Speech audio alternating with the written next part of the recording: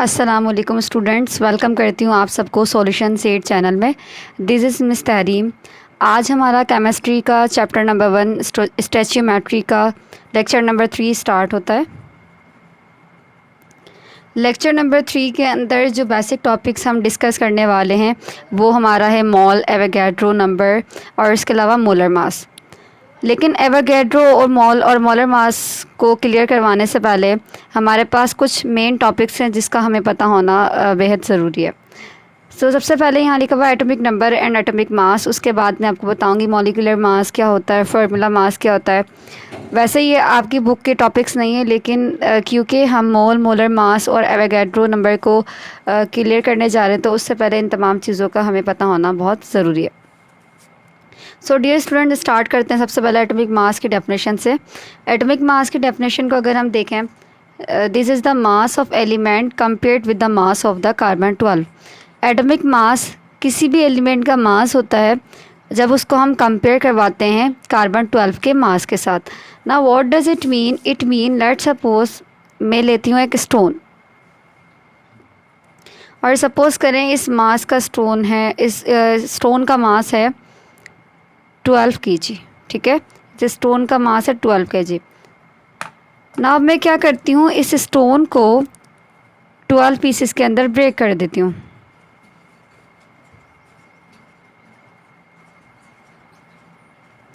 जब इस स्टोन को हम 12 पीसेस के अंदर ब्रेक कर देंगे, इट मीन्स हर स्टोन का मास हो जाएगा हमारे पास 1 kg। यहाँ जितने भी स्टोन्स हैं सबका मास हो जाएगा 1 kg। इट मीन्स ये सारे 12 kg मिलके आपका ये एक स्टोन बना रहे हैं जो कि टोटल बन जाएगा 12 kg का। अब सपोज़ कर ले मैं यहाँ से जो मैंने 12 kg के स्टोन में से 12 पीसेस ब्रेक किए थे, यहाँ से मैं ले लेती हूँ 1 kg का एक स्टोन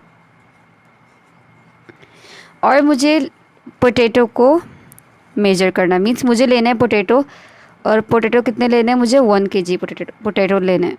ठीक है, अब सपोज़ करें मैंने लिया एक फ़िज़िकल बैलेंस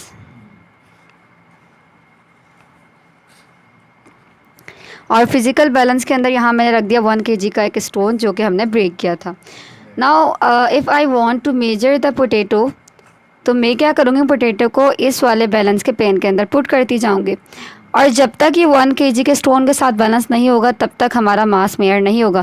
तो सपोज़ कर ले मैंने इसके अंदर जैसे ही 5 पोटैटोज़ पुट किए तो हमारा ये जो फिज़िकल बैलेंस है ये क्या हो गया? बैलेंस हो गया। इट मीन्स हमने जो पोटैटो ले लिया वो कितने हो गए? 1 kg हो गए। ना जो हमने मास मेजर किया उसको हम बोल देंगे रिलेटिव मास। इसको हमने रिलेटिव मास क्यों बोला? बिकॉज इसका हम एक्चुअल मास मेजर नहीं कर रहे बल्कि हम इसको रिलेट करवा रहे हैं इस स्टोन के मास के साथ। इसलिए पोटैटो का ये वाला मास हमारा कहलाएगा रिलेटिव मास, जबकि ये वाला जो 1 kg स्टोन का मास है ये हमारा कहलाएगा स्टैंडर्ड मास।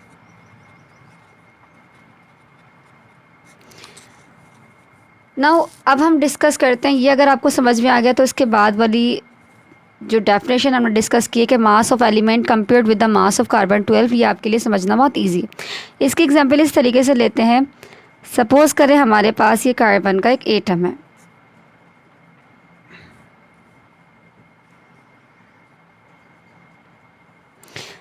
एंड कार्बन के एटम की अगर हम बात करें तो इसके अंदर हमारे पास होते हैं 12 AMU। AMU means atomic mass unit. ठीक है, अब मैं क्या करती हूँ, इस कार्बन के एटम को जिसका एटॉमिक मास मीन्स हमारे पास है 12 AMU, इसको मैं अगेन ब्रेक कर देती हूँ 12 पीसेस के अंदर। जब मैंने इस कार्बन के एटम को ब्रेक कर दिया 12 स्मॉल पार्टिकल्स के अंदर, तो आप खुद वीडियो को पॉज करें और आइडिया लगाएं कि ये हर जो पार्टिकल है वो कितने AMU के बराबर होगा। सो स्टूडेंट्स, ये बराबर होगा हर पार्टिकल 1 AMU के।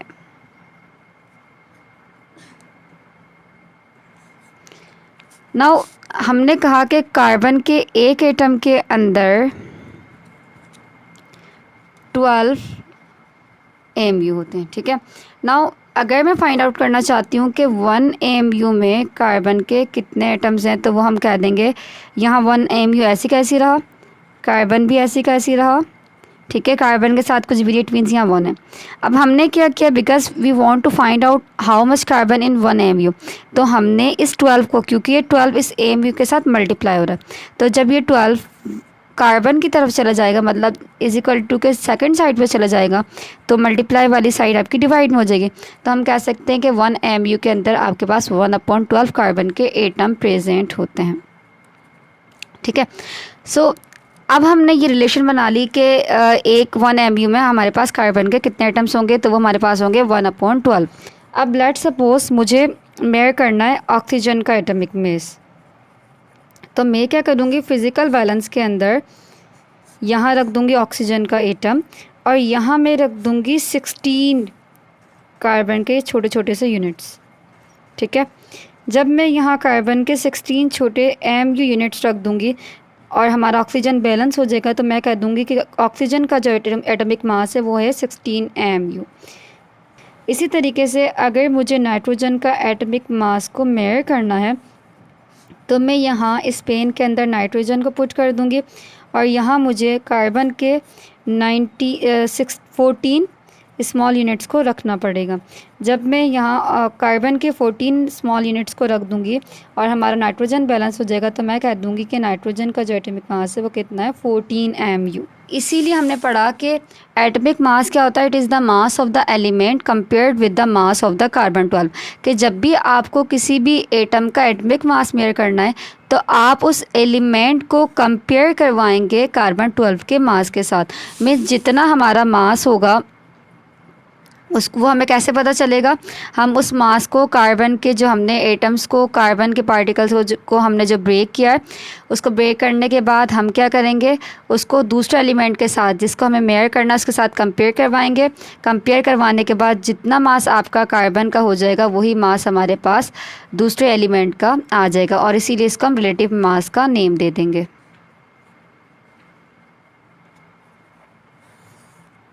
उसके बाद हम बात करते हैं एटॉमिक नंबर की। सो एटॉमिक नंबर का मतलब होता है it is the sum of the protons in an atom. ठीक है, किसी भी एटम के अंदर जितने भी प्रोटॉन्स का सम होगा उसको हम एटॉमिक नंबर का नेम दे देंगे। तो अब हमें ये याद कैसे रहेगा कि एटॉमिक नंबर क्या कितने हैं, एटॉमिक मास कितना है। तो आपकी बुक के अंदर एक पीरियोडिक टेबल दी हुई है।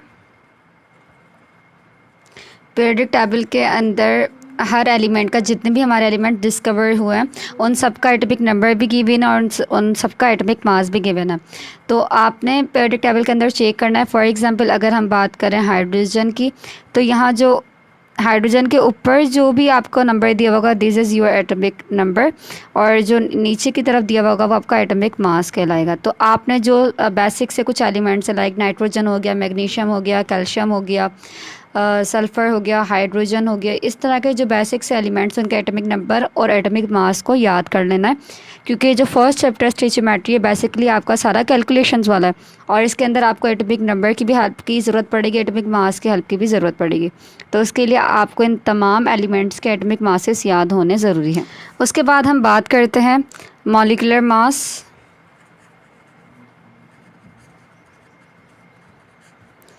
और साथ में हम बात करते हैं फार्मूला मास।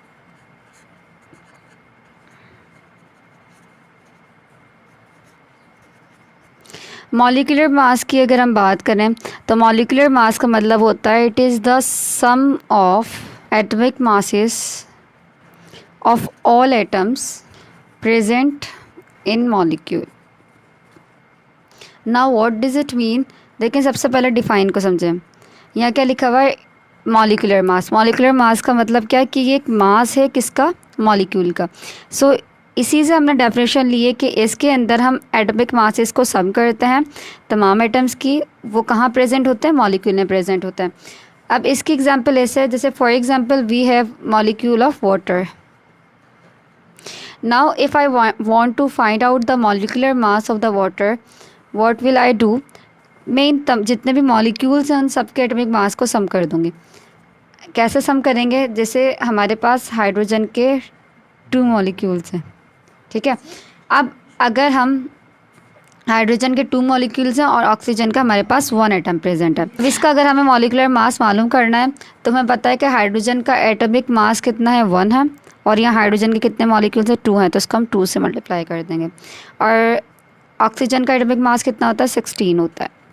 1 2 ज़ा 2 एंड 16 का 16, तो हमारे पास ये जो मॉलिकुलर मास आ जाएगा वो कितना आ जाएगा, 18 आ जाएगा। सो मॉलिकुलर मास के अंदर हम बेसिकली जितने भी एटम्स होते हैं मॉलिक्यूल्स के अंदर, उनके एटॉमिक मासेस को हम सम कर देते हैं। ना फार्मूला मास की अगर हम बात करें तो फार्मूला मास और मॉलिकुलर मास दोनों ही बिल्कुल सेम चीज़ें हैं, बस थोड़ा सा इनके कॉन्सेप्ट में एक डिफरेंस है। फार्मूला मास की अगर हम बात करें तो ये हमारे पास एटॉमिक मास होता है हर एटम का। It is the atomic mass of each atom represented in chemical formula। Means इसके अंदर भी हम हर जो हमारे पास जो भी केमिकल फार्मूला होगा उसके अंदर जितने भी एटम्स हैं उनके एटॉमिक मास को सम कर देंगे। जैसे फॉर एग्जांपल हमारे पास एक कंपाउंड है जिसका नाम है NaCl। नाउ NaCl का हम मॉलिकुलर मास फाइंड आउट नहीं करेंगे बल्कि हम इसका फार्मूला मास फाइंड आउट करेंगे। फाइंड आउट कैसे करना है, सिंपल कि हम यहाँ सोडियम का एटॉमिक मास लेंगे, फिर हम क्लोरीन का एटॉमिक मास लेंगे और इन दोनों एटॉमिक मास को हम क्या कर देंगे, सम कर देंगे ना। इसके अंदर कन्फ्यूजन ये हो रही होती है कि अगर हमें यहाँ भी एटॉमिक मास को सम करना है और यहाँ भी हमें एटॉमिक मास को सम करना है तो फिर हमने यहाँ 2 टर्म्स क्यों ली, यहाँ मॉलिकुलर मास लिया और यहाँ हमने फार्मूला मास लिया। तो जितने भी कंपाउंड्स हमारे पास आयनिक होते हैं उनका हम मॉलिकुलर मास नहीं लेते बल्कि उनका हम फार्मूला मास लेते हैं। क्यों लेते हैं, बिकॉज आयनिक कंपाउंड्स के अंदर जितने भी हमारे पास एलिमेंट्स होते हैं वो एक नेटवर्क फॉर्म में अरेंज्ड होते हैं। ठीक है, वो एक नेटवर्क फॉर्म में अरेंज होते हैं, मींस वो मॉलिक्यूल फॉर्म में अरेंज नहीं होते, वो मॉलिक्यूल फॉर्म में नहीं पाए जाते बल्कि आप किसी भी आयनिक कंपाउंड को देखेंगे वो नेटवर्क फॉर्म में अरेंज होते हैं। तो ऐसे कंपाउंड्स का हम फार्मूला मास लेते हैं instead of the molecular mass.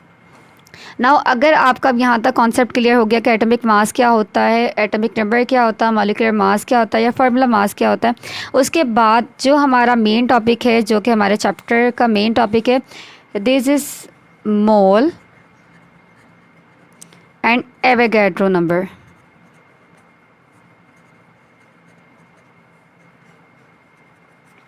अब मोल से पहले सबसे पहले हम समझते हैं व्हाट इज़ एवोगैड्रो नंबर। सबसे पहले याद रखें एवोगैड्रो नंबर को हम रिप्रेजेंट करते हैं Na से।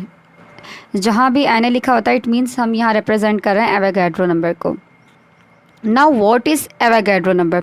एवोगैड्रो नंबर हमारे पास एक कैलकुलेशन है जो कि बराबर होती है 6.02 इंटू 10⁻23 पार्टिकल्स।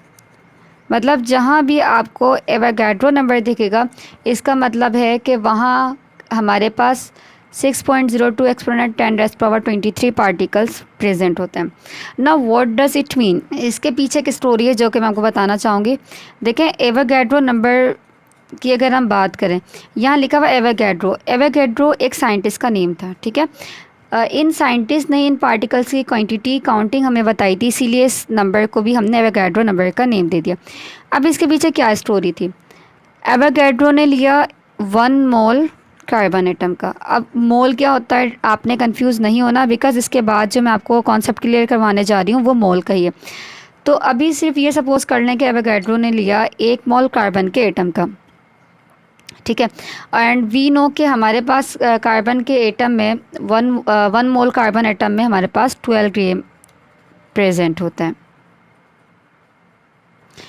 अब जैसे एवोगैड्रो ने 1 मोल लिया कार्बन के एटम का, उन्होंने क्या किया, इस कार्बन के एटम को लेकर वो 500 ईयर्स तक उस कार्बन के मोल के अंदर के जितने भी पार्टिकल्स हैं उसको उन्होंने काउंट करना स्टार्ट कर दिया। जब उन्होंने कार्बन के एटम के अंदर जितने भी पार्टिकल्स हैं उनको काउंट किया, काउंट करने के बाद उनको पता चला कि इसके अंदर 6.02 10⁻23 हमारे पास पार्टिकल्स प्रेजेंट होते हैं। उसके बाद डिफरेंट साइंटिस्ट ने उस पर एक्सपेरिमेंट किए और एक्सपेरिमेंट करने के बाद पता चला कि जी एवोगैड्रो ने बिल्कुल सही कहा था, 1 मोल के अंदर हमारे पास इतने पार्टिकल्स प्रेजेंट होते हैं। तो बेसिकली सिर्फ इस पार्टिकल के नंबर को ही हम एवोगैड्रो नंबर का नेम देते हैं और इसको हम रिप्रेजेंट करते हैं Na से। तो इसका हमारे पास जो फार्मूला है वो फार्मूला हमारे पास number of particles divided by mole. लेकिन स्टूडेंट्स हमारे जितने भी क्वेश्चंस आएंगे वो एवोगाड्रो नंबर को फाइंड आउट करने के लिए नहीं आएंगे, बिकॉज एवोगाड्रो नंबर हमें पता है वो कितने होते हैं, 6.02 एक्सपोनेंट 10⁻23 पार्टिकल्स। बट इसके अंदर से हमारे पास डिफरेंट और प्रॉब्लम्स आ सकती हैं कि आपको एवोगाड्रो नंबर दिया हुआ हो, मोल दिया हुआ हो और कहा जाए आपने number of particles find out करने। तो आप इसको किस तरीके से फाइंड आउट करेंगे?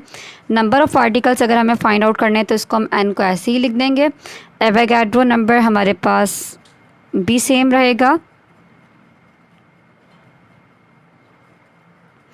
नाउ बिकॉज हमें number of particles find out करना है, एवोगाड्रो नंबर पहले ही सेपरेट है। जिस चीज़ को हमें फाइंड आउट करना होता है उसके बाद उसके बराबर में या मल्टीप्लाई में जो भी चीज़ होती है उसको हमें वहाँ से फिर ख़त्म करना होता है, रिमूव करना होता है। तो हमारे पास नंबर ऑफ़ पार्टिकल्स को फाइंड आउट करना है, लेकिन यहाँ मोल डिवाइड में गिवन है। तो हम क्या करेंगे, मोल डिवाइड में गिवन है, जब वो एवोगाड्रो नंबर के पास जाएगा तो मोल वहाँ जाके मल्टीप्लाई में चेंज हो जाएगा। याद रखिएगा हमारे पास ये एक थोड़ा सा सिनेरियो है कि जो भी चीज़ इज इक्वल टू में डिवाइड में होगी तो वो इज इक्वल टू के सेकंड साइड पे जाके वो मल्टीप्लाई में चेंज हो जाती है, और जो चीज़ मल्टीप्लाई में होती है वो सेकंड साइड पे जाके वो डिवाइड में चेंज हो जाती है। इसी तरीके से अगर कोई चीज़ प्लस में है तो वहाँ जाके नेगेटिव में हो जाएगी, और अगर कोई चीज़ नेगेटिव में है तो वो सेकंड साइड पे जाके वो पॉजिटिव में चेंज हो जाएगी। तो इसी तरीके से मोल हमारे पास यहाँ डिवाइड में था, हमने उसको जब एवोगाड्रो नंबर के पास लेके गए यानी कि इक्वेशन के सेकंड साइड पे लेके गए तो हमने उसको मल्टीप्लाई में चेंज कर दिया। हम स्टार्ट करते हैं हमारा टॉपिक, जो कि हमारा मेजर टॉपिक है इस चैप्टर का, मोल। मोल को समझने से पहले कुछ कॉन्सेप्ट्स को हम क्लियर कर लेते हैं। देखें, जब भी हमारे पास पार्टिकल का नेम आएगा चैप्टर में, इसका मतलब हम यहाँ एटम की बात भी कर सकते हैं, हम यहाँ आयन की बात भी कर सकते हैं, या हम मॉलिक्यूल की बात भी कर सकते हैं, बिकॉज इन तीनों में हमारे पार्टिकल्स प्रेजेंट होते हैं। सो व्हाट इज़ मोल? मोल को समझने से पहले अगर मैं आपसे पूछूं कि how many bananas are in 1 dozen, या how many oranges are in 1 dozen, ठीक है, तो हमें पता है इसका स्टैंडर्ड क्या होता है कि जब भी हम 1 डजन बनाना लेते हैं तो वो उसके अंदर हमारे पास 12 बनाना आ जाते हैं, ठीक है। इसी तरीके से अगर हम 1 रीम लेते हैं पेपर शीट्स की तो उसके अंदर ऑलमोस्ट हमारे पास 500 पेपर्स आ जाते हैं।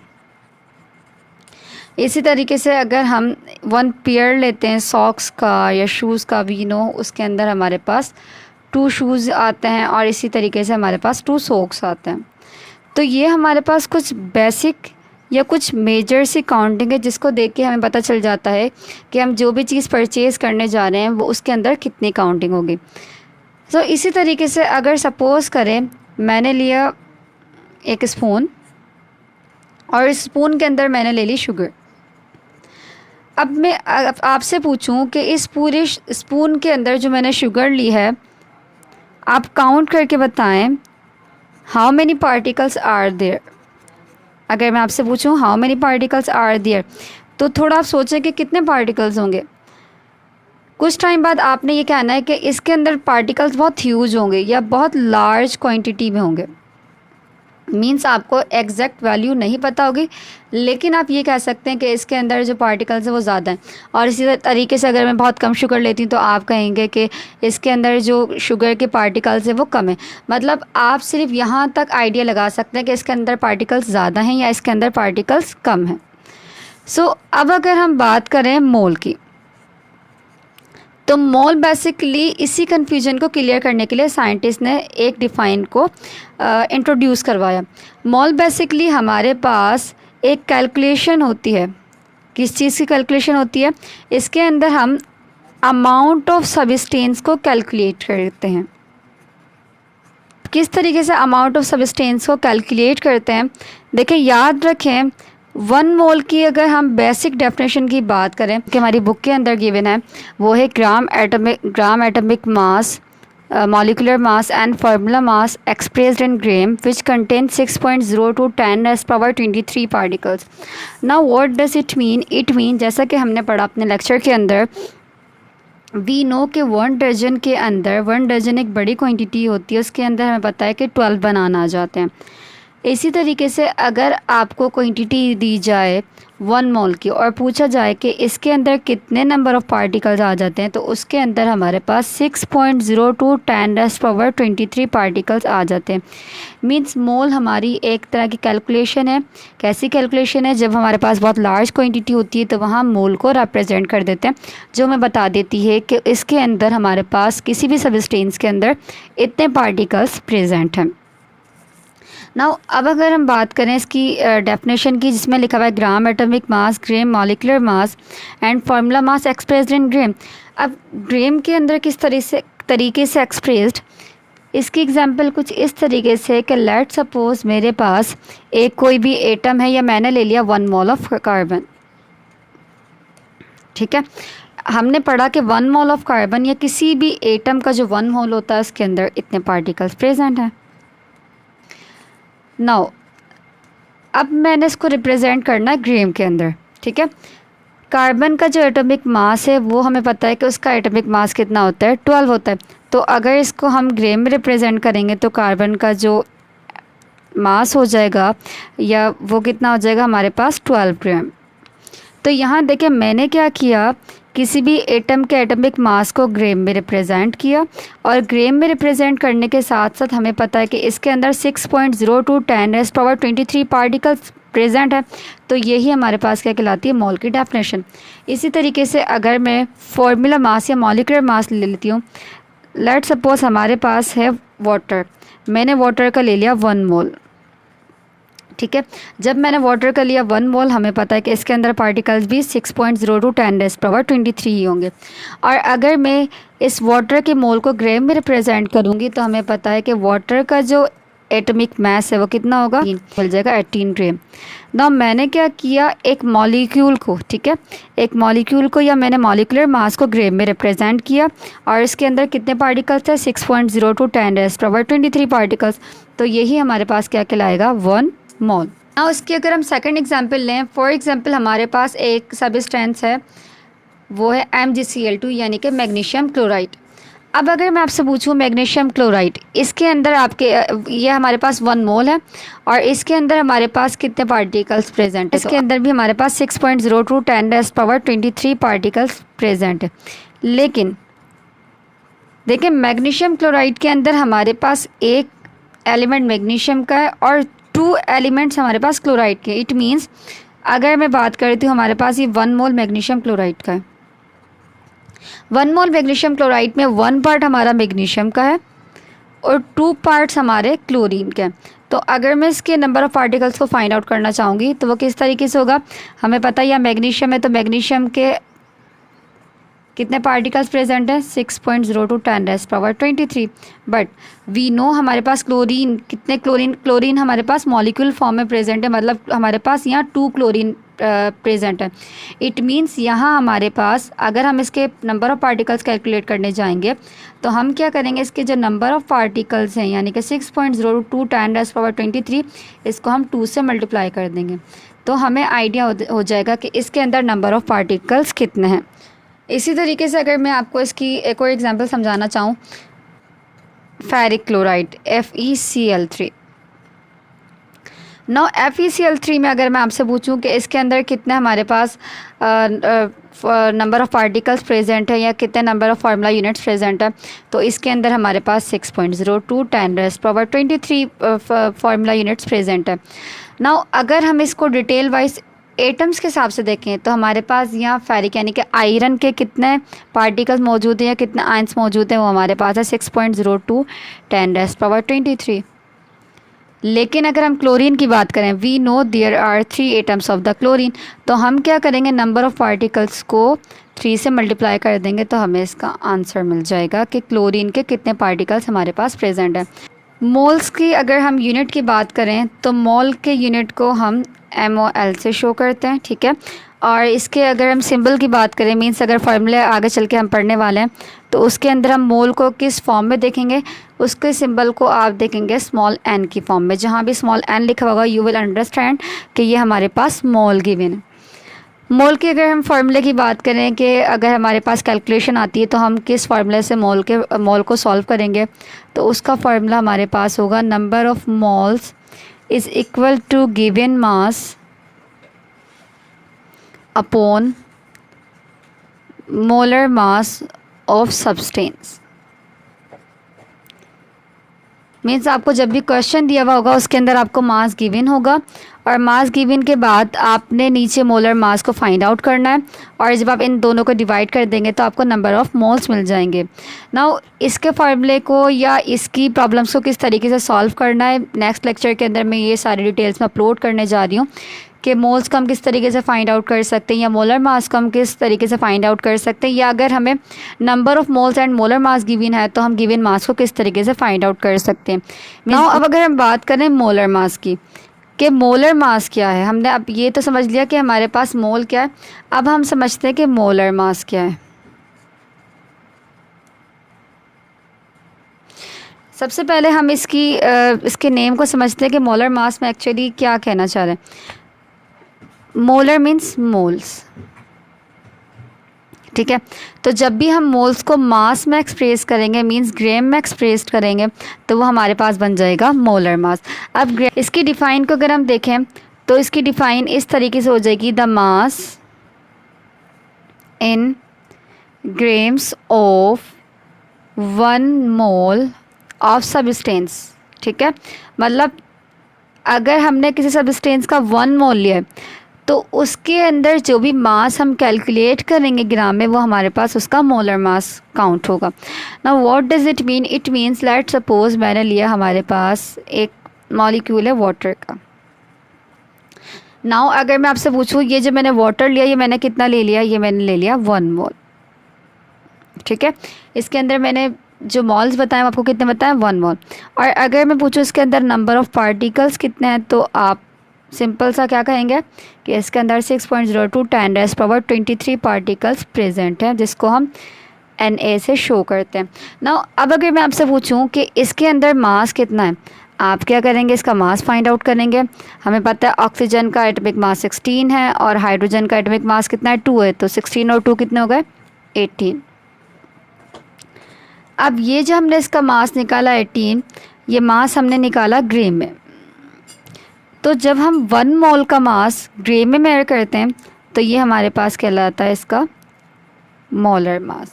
सो इसी तरीके से अगर सपोज़ करें मैं ले लेती हूँ मैग्नीशियम का 1 मोल।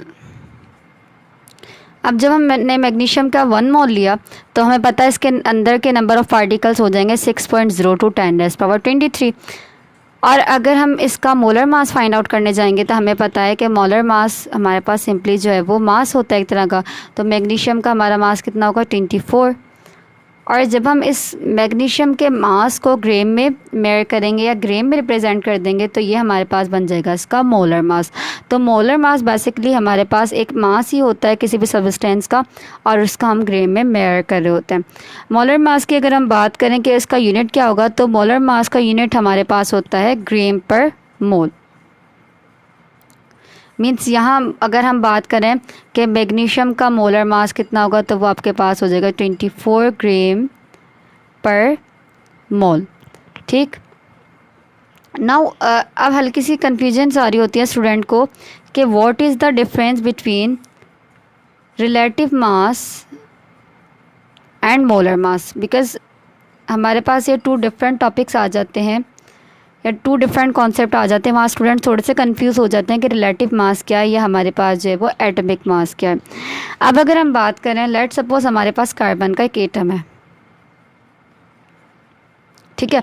अब कार्बन के 1 एटम की मैं बात करूँ तो हमें पता है कार्बन के 1 एटम के अंदर हमारे पास उसका जो एटॉमिक मास होता है वो होता है हमारे पास 12 AMU, ठीक है। लेकिन अब मैं अगर आपसे पूछूं कि इस कार्बन के 1 एटम का जो 12 AMU यानी कि एटॉमिक मास यूनिट इसका आया, इसके मास को मेजर करें। इसके मास को हम कैसे मेजर करेंगे, देखें 1 कार्बन एटम हमें पता है बहुत स्मॉल सा पार्टिकल होता है, मतलब उसको तो हम टच भी नहीं कर सकते, उसको हम मेजर भी नहीं कर सकते, उसकी हम केमिस्ट्री को समझ ही नहीं सकते। तो मतलब रिलेटिव मास को मेजर करना हमारे लिए थोड़ा सा मुश्किल हो जाता है। तो वहाँ पर साइंटिस्ट ने मोलर मास का कॉन्सेप्ट निकाला। अब मोलर मास का कॉन्सेप्ट निकालने का मतलब क्या है कि वही मास जो कि आपने AMU में लिखा। अब अगर आप उस मास को ग्राम में मेजर कर लें तो फिर वो हमारा बन जाएगा मोलर मास। किस तरीके से, अगर मैं बात करूँ कार्बन की, हमें पता है कि कार्बन का जो एटॉमिक मास होता है वो कितना होता है 12, और अभी हम ये भी पढ़कर आए हैं कि हम मोलर मास को ग्राम में रिप्रेजेंट करते हैं। तो कार्बन के अंदर हमारे पास उसका जो मोलर मास है वो कितना हो जाएगा 12 ग्राम। इसके अलावा अगर हम बात करते हैं नाइट्रोजन की, तो मैं पता है नाइट्रोजन का जो मोलर मास होगा वो कितना हो जाएगा 14 ग्राम। अब देखिए 12 ग्राम और ये 14 ग्राम, ये एक बड़ी क्वांटिटी है। इसको हम मेजर भी कर सकते हैं, इसको हम टच भी कर सकते हैं, और इसकी हम केमिस्ट्री को भी समझ सकते हैं।